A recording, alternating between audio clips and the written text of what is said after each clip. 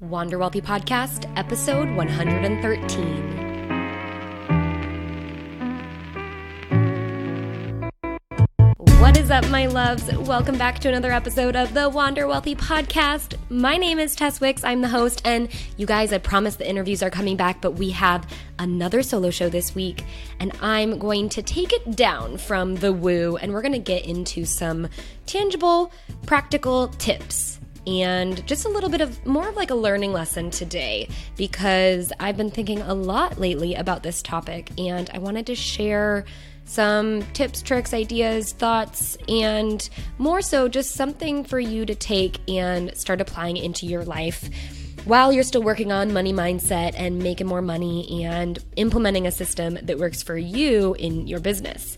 So that topic is retirement, and it's one that in the entrepreneurial world, people get a little bit, I don't know, there's just kind of a pause for people. And I think it's because they assume that they're not ready to even think about or consider planning for retirement when they're just trying to start this business that they've been working so hard, blood, sweat, and tears for the past couple of years. Or even, maybe you're in your 20s or 30s and you're like, I have time. I don't need to think about that. I have a business to run. And my friend, I hear you, but today I'm going to talk you through why it's still so important to get started and why you need to be thinking about retirement even though you're self-employed and it feels like maybe you could make your business your retirement plan, right? Some of us have those thoughts too. So we're going to get practical this week.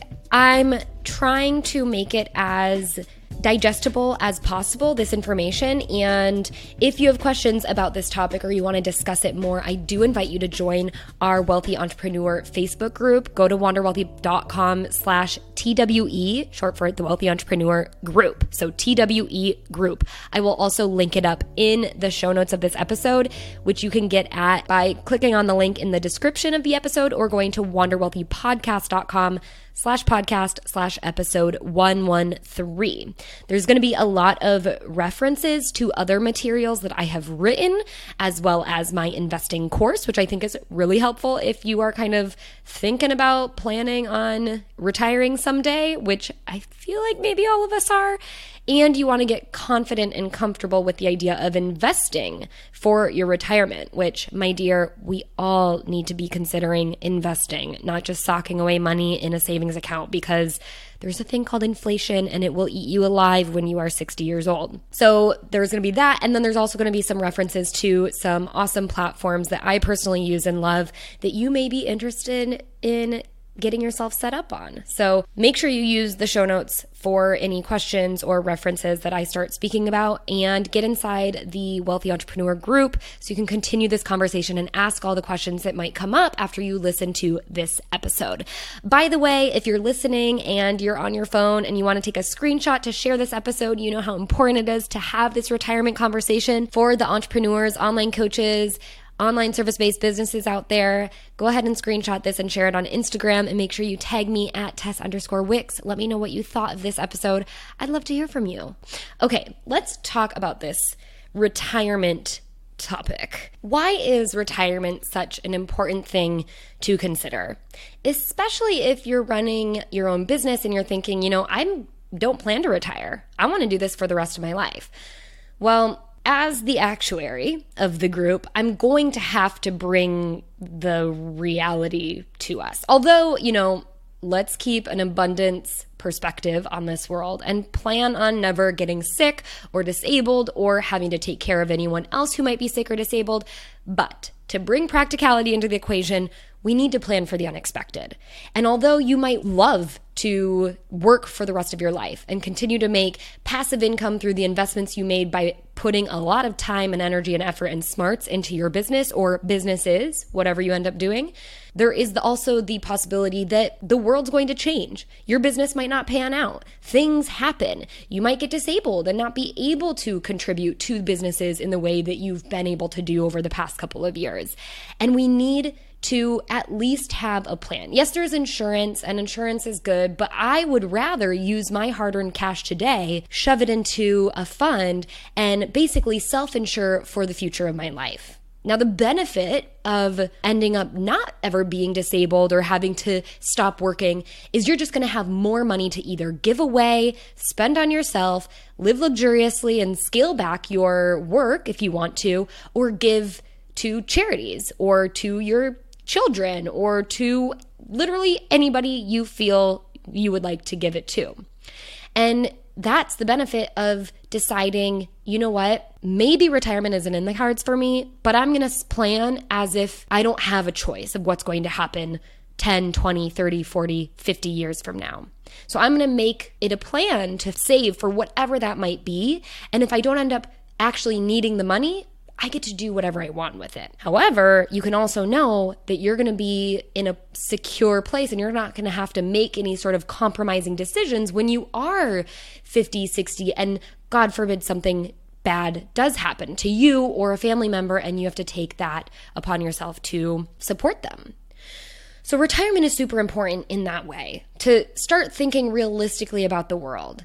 The other aspect is maybe you just won't want to work anymore, and maybe you will want to retire, and you'll want to be able to travel or treat your spouse or your partner or your children to this lifestyle that you will then get to live in retirement. In order to have the confidence that you'll be able to provide that sort of life and lifestyle for yourself and your loved ones, you have to start saving now. Also, the fact that, standard retirement age is about 65. Some people are working till 70, and some would rather retire as early as possible. I don't know about you, but I'm in that boat. I'll continue to contribute to businesses and efforts, but I would love to be like, I don't have to work when I'm 50. And that's because I've been saving my booty off into retirement. And so everything I do beyond the age of 50, I just do because I get to do it. So that's really my perspective. And if you want to retire by 50 or even 65, you also have to realize that if you're planning to reduce your efforts and you don't have passive income coming through in business ventures, you're going to have income coming through that's going to support your lifestyle and the life you want to live year after year into your retirement until you die. And in order to do that, you have to save for that and get realistic about the fact that you might live until you're 90 or even 100, or heck, by the time we all get to that age range and demographic of quote unquote retirement age, we might be living until we're 150. Who knows? And so in order to prepare for that too, also knowing that shit happens in this life, we want to start saving now. Now, let me make the case for saving now before we really dive into okay, what are your options and what do you got to do about it? The case for saving now, basically as soon as possible, is the fact that time and compound interest is on your side. Compound interest, we've talked about this on this channel before, but if you haven't listened to previous episodes and you'd really just started listening to me when I started getting into the entrepreneurship space, compound interest is essentially a compounder, a multiplier, a capitalizer of your money. So let's do a fairly simple example, and then I'll do another example that'll help you see why it's so important to start now rather than later. Let's say you give a company $1,000, and this is a fairy tale land because it doesn't work like this, but for the sake of the example, bear with me. You give a company $1,000 and they say, okay, for however much money you keep invested with us, we're going to give you 10% in return every year, 10% of what you are investing with us. So in 1 year, your investment of $1,000 increases by 10%. 10% of $1,000 is $100. So now your investment at the end of the year is $1,100, but you're keeping it in the company.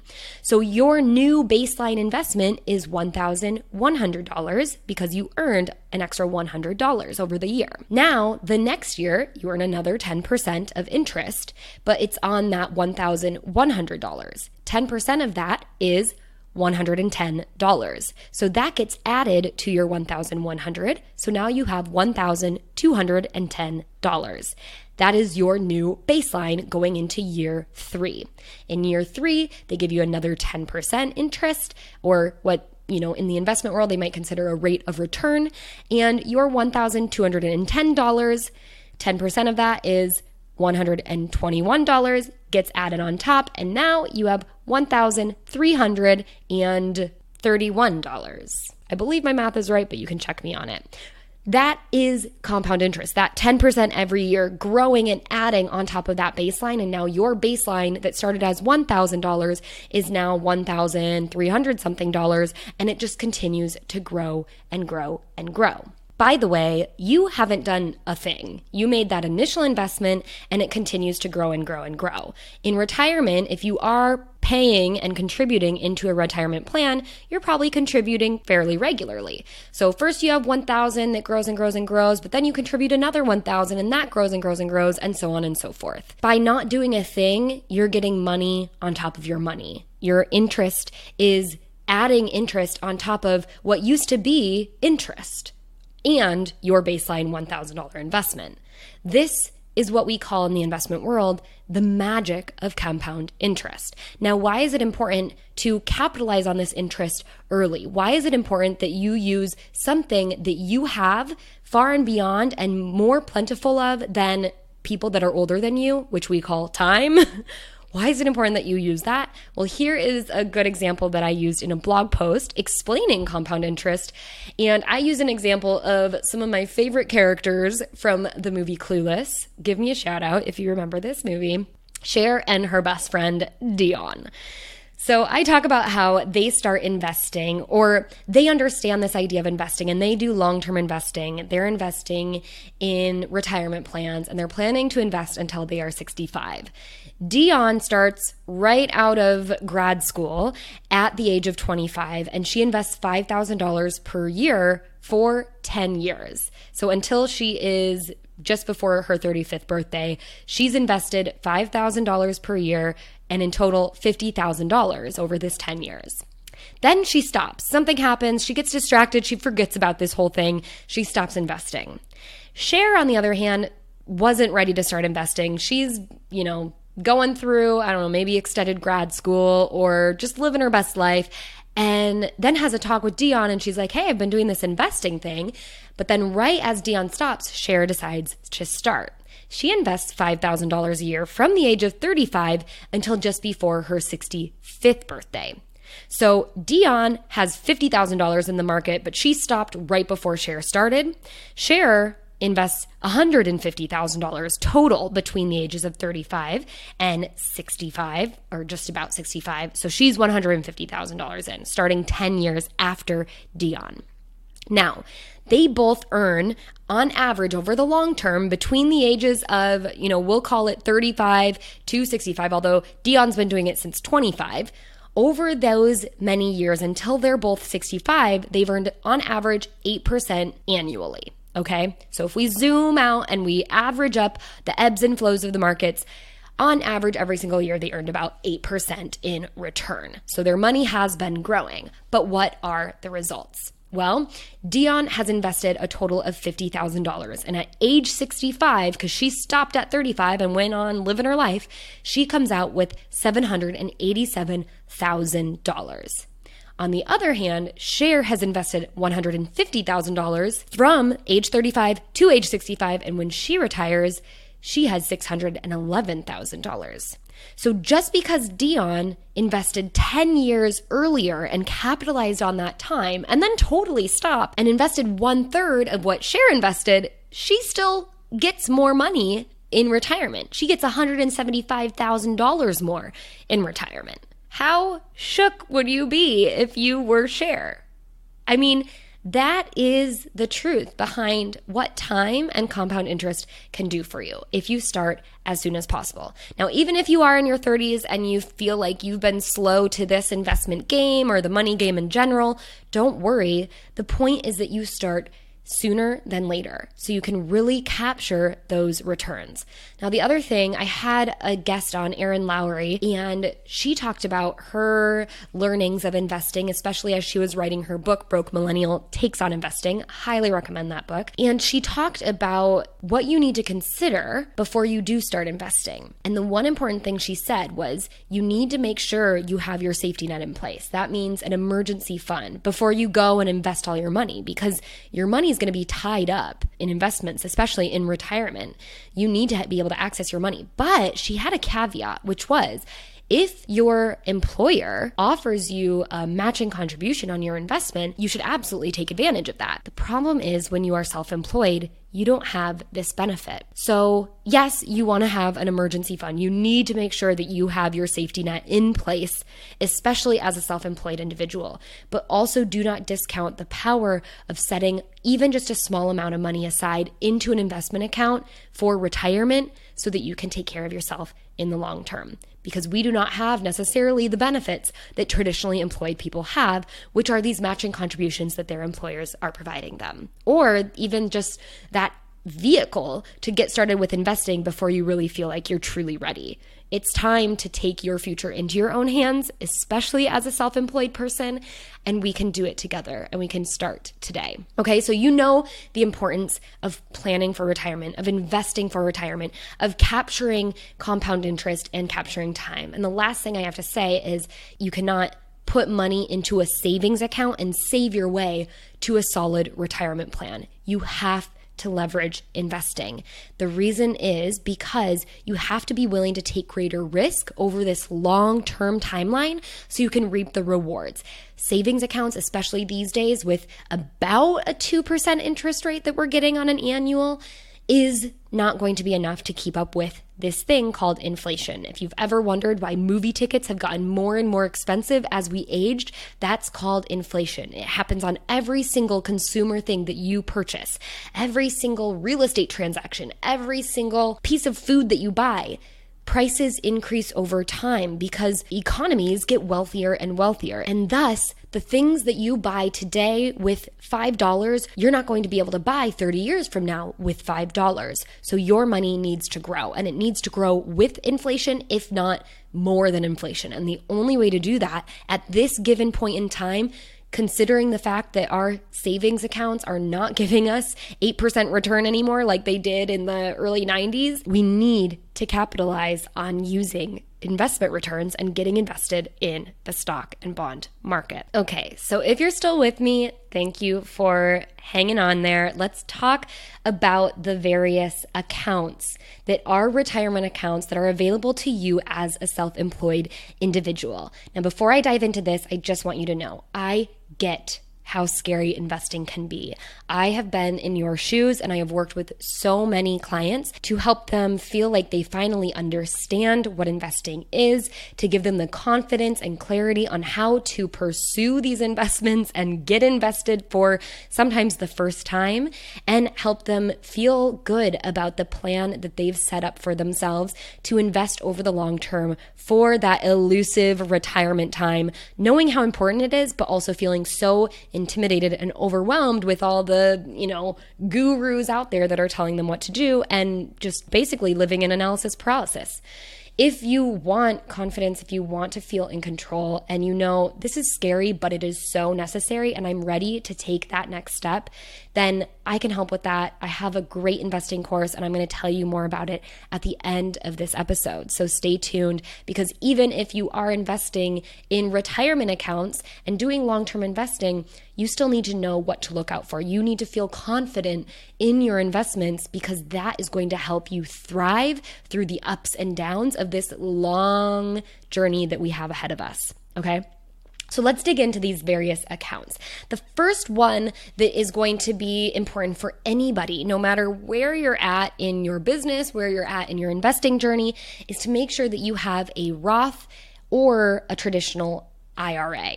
Now, an IRA, I'm sure you've heard of it, or you've heard of IRA or something, you've just seen letters around. An IRA is an individual retirement arrangement, or some people might refer to it as a retirement account. It is available to anyone and everyone, even people who have their own 401ks through their employer. But you, as a self-employed person, can leverage an IRA as a retirement planning account for you while you're still getting your feet wet in other potential retirement accounts. So a Roth IRA is an account that offers you the ability to put money in after you've already paid taxes on it for the year. Put money into this account, and then inside the account, it will grow tax-free, meaning any dividends that you make will stay in the account. Any rebalancing that you do, and if you have to sell some stocks that have made a lot of money in the last year, but then you're doing that so you can buy some bonds or something or other stocks, any of that movement that might cause a taxable event won't inside of an IRA, whether it's a Roth or a regular traditional, is what they call it, IRA. So throughout the years, it will grow without you ever having to pay taxes on it. Then when you retire, if you have a Roth IRA, you never have to pay taxes on that money again. You get to pull that money out without paying taxes and go on and live your life. Now, if you have a traditional IRA, your money will grow tax deferred. So it will, get bigger and bigger and bigger. Then when you retire, you have to pay taxes on the money that has grown as well as the money that you originally contributed, because when you contribute that money, let's say you're putting money in your IRA this year, it is technically going in as a tax deduction. So you put, let's say you do the maximum, which is $6,000 for 2019. So you put $6,000 of your earnings into a traditional IRA, and that reduces your income that you report to the IRS so that you don't have to pay taxes this year on that $6,000. Now that $6,000 will grow. Let's say in 20 years, it grows to $18,000. And when you take that money out 20 years from now, we're just going to pretend like you're going to retire 20 years from now. When you take $18,000 out to live your life that year, then you'll have to pay taxes on that $18,000 of income. So you don't have to pay taxes while it grows. You don't have to pay taxes when you put it in, but in a traditional IRA, you have to pay taxes when you pull it out. Whereas the Roth, you've paid taxes, you never have to pay taxes again. With these IRAs, these individual retirement accounts, you can, as I had mentioned, put up to $6,000. If it's a traditional, it's going to be deducted on your taxes. If it's a Roth, you're just putting $6,000 of your own dollars, but then the IRS knows that that can be in that tax advantaged account growing without you having to pay taxes on them. So that $6,000 is the maximum contribution for 2019, but pay attention every single year because it could increase over the years. Now, if you're looking for a way to invest in an IRA, because an IRA is not an investment. It is an account. It is a basically tax sheltering mechanism that allows you to put money in and have these tax advantages. And then you have to go still and pick your investments inside of the IRA. Okay. But if you're looking for a company that will offer you this account, I have 3/4 recommendations, and it highly depends on your investment personality, which one of these platforms you want to use. I have a blog post all about picking your investment platform based on your investing personality, and I'll link it in the show notes. But you could go the robo-advisor route. I love and personally use and recommend Betterment. You can go to wanderwealthy.com/betterment to check it out and sign up. You can do kind of a mix of a robo-advisor, but if you like to be a little more hands-on and pick your own index funds or companies to be invested in, then you could try M1 Finance. It's one of my new favorite investment companies and platforms to use, wanderwealthy.com/M1 Finance if you want to check that out. Or you can go the traditional route where they're not going to do any sort of rebalancing or designating for you. You have to be in full control and manual mode with your own investments, but you can create your own and stick with some of the most renowned investment brokerages in the world, which are Schwab and or Vanguard. I personally can recommend either. They're both amazing companies, and I actually invest through both. I invest in Vanguard funds through my M1 Finance account. I invest in Schwab through my Schwab account. So they're both wonderful companies and platforms to use as well, but they do not offer some of the additional assistance that M1 Finance or Betterment might offer. But it depends what you are looking for. Okay, so a Roth and or traditional IRA is one that anyone can take advantage of, even if you have an employer provided 401k, which I don't know how you got this far in this podcast episode because this is definitely not applicable to you other than this very sentence. So if you have that, you should still be in a Roth and or traditional IRA. Just make sure you check what your contribution limits are based on your income and your marital status. If you have your own other form of self-employed retirement account, you can still also invest in a Roth and or traditional IRA. So if you're really trying to maximize your retirement savings in tax-advantaged accounts, you should have a Roth or a traditional IRA. The last thing to say about this is that $6,000 maximum contribution limit can be split between the two. So you could do half your money into a Roth and the other half into a traditional, or you can choose to invest in a Roth IRA, but then have a SEP IRA, which is where your pre-tax money will go. And we're going to talk about that next. So the SEP IRA is for self-employed business owner folks, mainly for small business owners. It is an acronym for Simplified Employee Pension Individual Retirement Arrangement.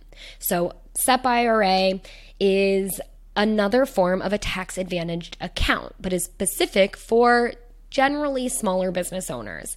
And what it allows you to do is to put money tax-free, so very much like a traditional IRA, put some of your income, a percentage of your income, into this account. And then again, it will grow tax-deferred, and then when you retire, you will pay taxes on the money that you pull out each year based on your marginal tax rate. So your SEP IRA, though, does have a different type of contribution limit. You can either contribute 25% of your compensation. So if you are a S Corp and you are getting your own paycheck through payroll, then you could only put in up to 25% of whatever your paycheck is total for the year. Or if you are a sole proprietor or a single member LLC, then that is going to be 25% of your net profits. But it gets a little bit confusing. So you really probably aren't going to do the math yourself. You'd want to ask your accountant what your maximum contribution would likely be for your SEP IRA, because you only deduct half of your self-employment taxes that you pay, and there's some other things.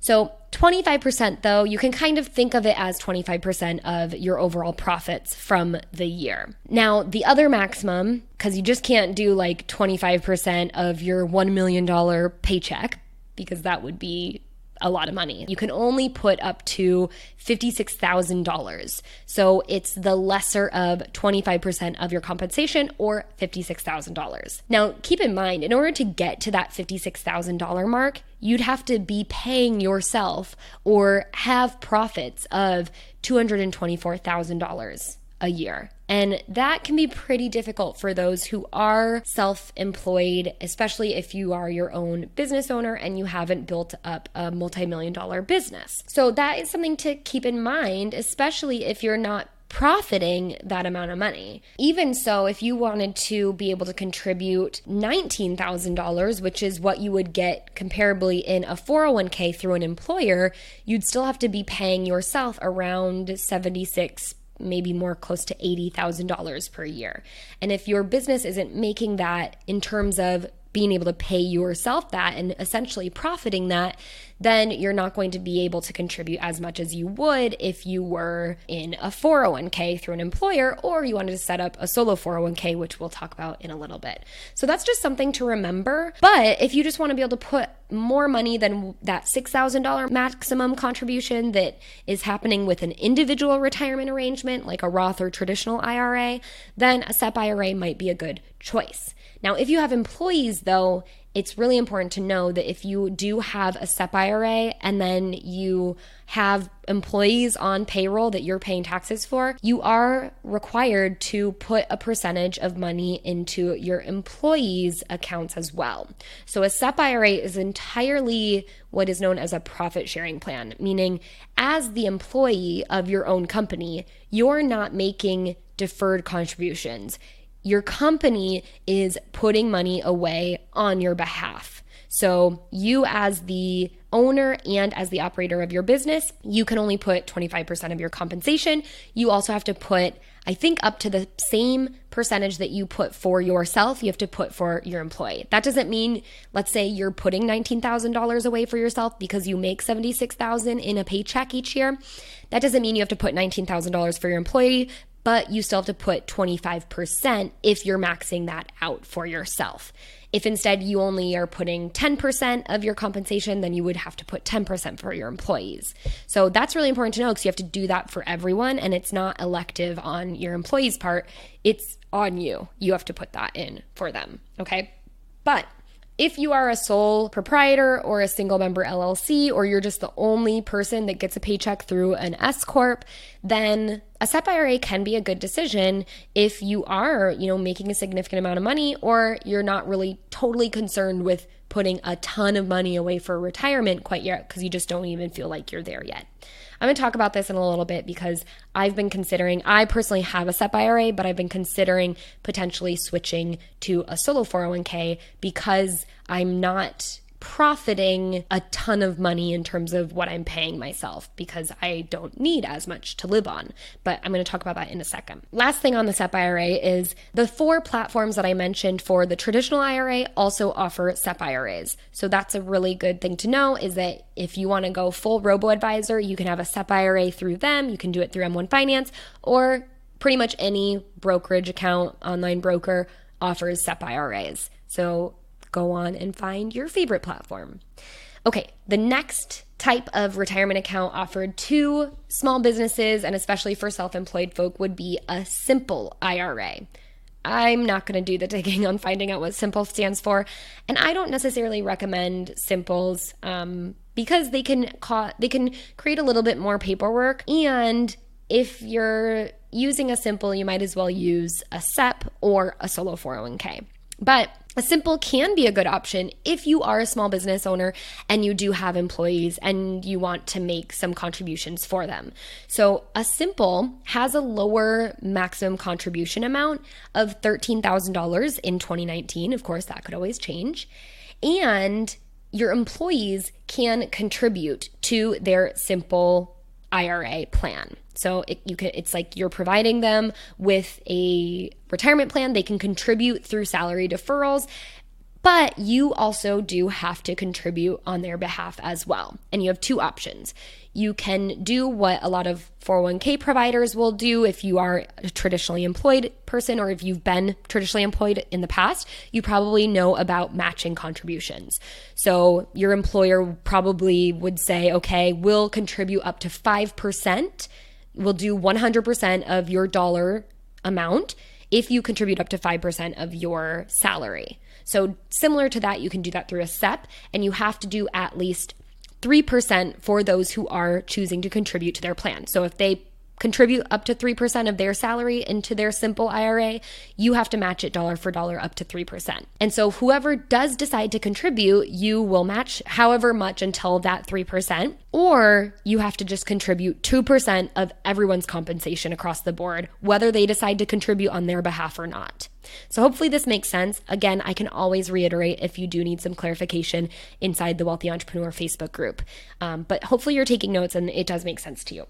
So that is kind of a downside of a simple IRA, is it could end up costing you quite a bit of money because at the end of the day, you have to at least do 2% for every employee, or do 3% for those who do choose to take full advantage of that. So it can be a little bit more expensive for you. If you don't have employees, you could do the simple, like I said, on yourself, have that $13,000 maximum, but knowing that if you wanted to really max out even more than $13,000, you'd be better off doing it through a SEP IRA if you're making enough, or just setting up a solo 401k if you're willing to do the paperwork. And it's probably about the same amount that you'd have to do for the simple anyway.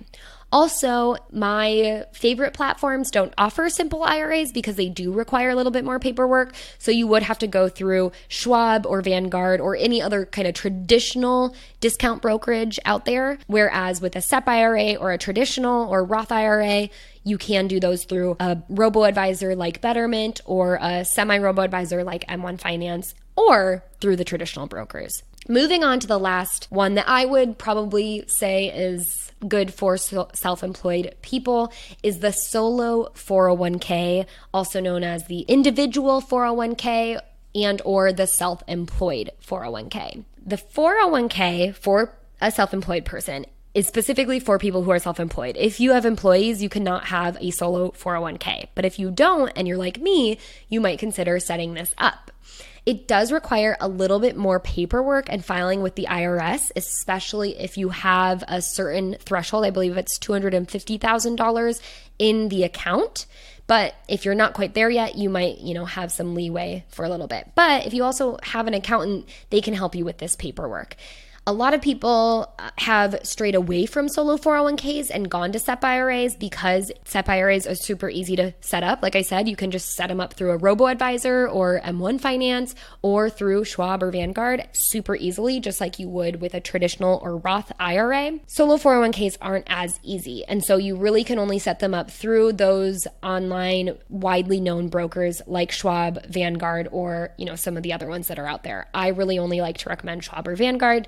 Simplicity at its finest. So like I said, a lot of people have strayed away from it because solo 401ks used to have pretty high administrative costs. Maybe it's because you have to pay your accountant to file, or they potentially may have had higher fees in the past, but I see the fees going down more and more these days. So I would say, if you're willing to pay your accountant to file, you can actually shove a lot more money into your solo 401k than having a SEP IRA, a simple, or just investing through a traditional / Roth IRA.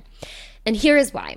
With a solo 401k, you are acting as your employer as well as the employee of your company. So very similar to 401ks offered through traditional employers. If you've had an employer of the past or you currently work with a traditional employer, you are able to put in as much money as you want. It could be up to 100% of your compensation as an employee, up to the maximum, which in 2019 is $19,000. In addition to that, as the employer, you can also contribute up to 25% of your compensation. Like I said, there may be some additional costs because you have to file and report to the IRS, and there might be a little bit of additional paperwork to do. And so you might have an upfront cost with maybe an accountant who you might hire to help you out. However, the tax savings from being able to contribute up to $19,000, even if that is 100% of your compensation and you're able to live off of savings, or maybe you have a partner who's also supporting you, that could be the big benefit there.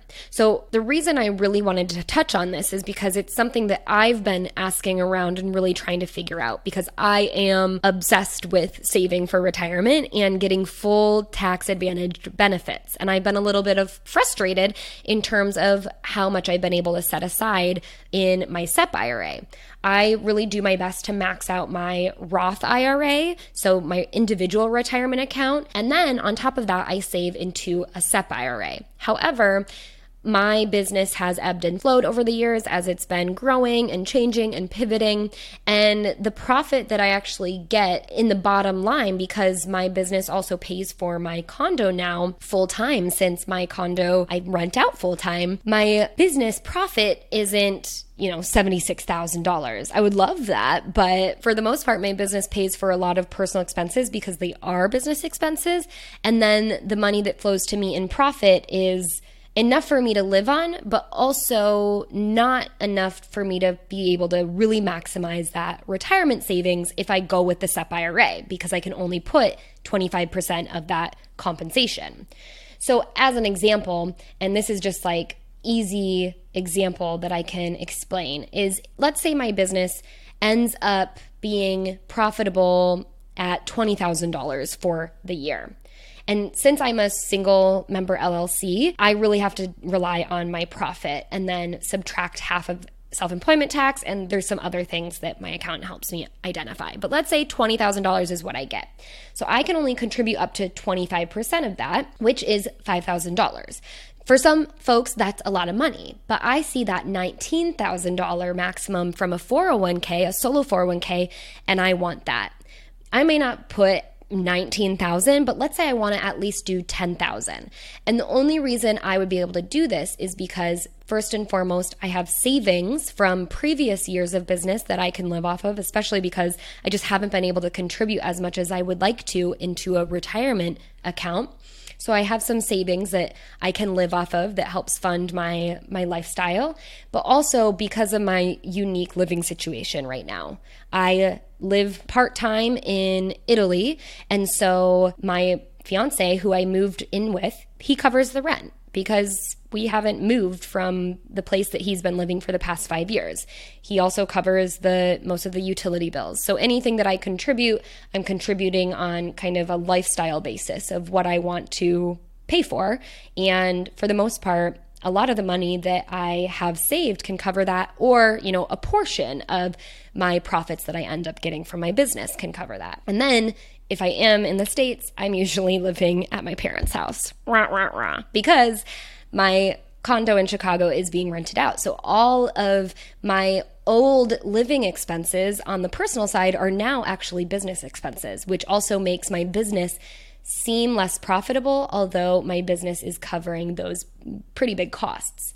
So that's why I end up with less profit. I'm able to contribute less money to my SEP IRA, and I'm considering switching to a solo 401k and contributing more money out of my paycheck, knowing that I don't actually need that money to live because I have savings, and I also have this unique situation where I'm very much a digital nomad and not responsible for rent at this time. Now, this is not necessarily a long-term plan, but I do like knowing that through a solo 401k, I'd be able to contribute much more. Now, here's the other kicker. I'm not really planning on switching over right now because I don't know what's going to happen with my future in terms of how I'm going to be taxed and what I'm going to be allowed to invest in if I become an Italian resident, or if I choose to very much embrace the nomad lifestyle and figure out how I'm going to live less than 180 days of the year in Italy versus other places in the world. But that is something that I have to figure out. However, I did want to mention this for those who maybe have partners that are helping support their cost of living, and between you and your partner, you would like to maximize your retirement earnings, but maybe you're not able to pay yourself or profit $76,000 a year in order to contribute $19,000 through a SEP IRA, and you want to take advantage of that anyway. So if that is the case, you might consider looking into a solo 401k. I'm not saying this is a surefire way to reach all those tax advantages, but from the research that I've been doing, it has been a green light for me. But now I have this huge other lifestyle interruption of potentially becoming an Italian resident. So that's another story that I will not touch on. Okay. Now, if you have stuck with me through this whole thing, I thank you. I know that there were a little bit getting in the weeds there, talking about taxes and investing. And beyond all of this, once you set up your retirement account and start identifying how much you want to set aside into this account, you still have to go and invest your money. And if you want to build up confidence and understand what the fees are that are attached to these various accounts and the investment options they have within, you need to understand what sort of funds are available to you in terms of index mutual funds or ETFs or whatever your investment strategy or style is going to be. You want to identify what is available to you through these various platforms and within these accounts through the companies that you do choose to go with. And beyond that, you want to know what sort of tools the companies provide with these accounts that they provide. So when I say companies or platforms, I'm meaning Betterment, M1 Finance, Schwab, Vanguard. And when I'm saying accounts, I'm talking about a Roth or traditional IRA, a SEP IRA, a simple IRA, a solo 401k. Knowing what sort of tools are available to you, whether they're going to do rebalancing for you automatically, whether you can contribute automatically and be invested straight off the bat from your automatic contribution, whether they have target date or retirement date funds available to you, or you're going to have to pick and choose all of your individual stocks or index or ETF funds, whatever that looks like, you need to decide that. And if this all is like, oh my gosh, that feels like a lot of work and I have no idea what half the things you're talking about are, then now is the time to start learning. And now is the time to get acquainted and build confidence around what these things are. Because guess what?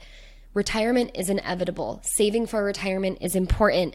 And you knowing what is going on, whether you invest through a financial planner or an investment manager, or you're going through a robo-advisor, or you're doing it entirely on your own, you need to know what's happening. You need to understand, because at the end of the day, it's your money.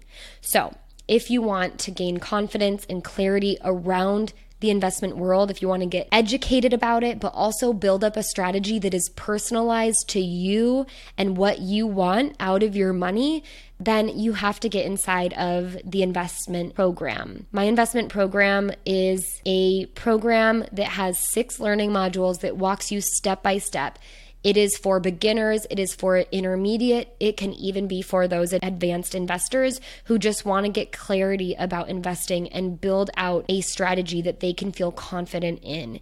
If you go to wanderwealthy.com/invested, you can learn all about the program.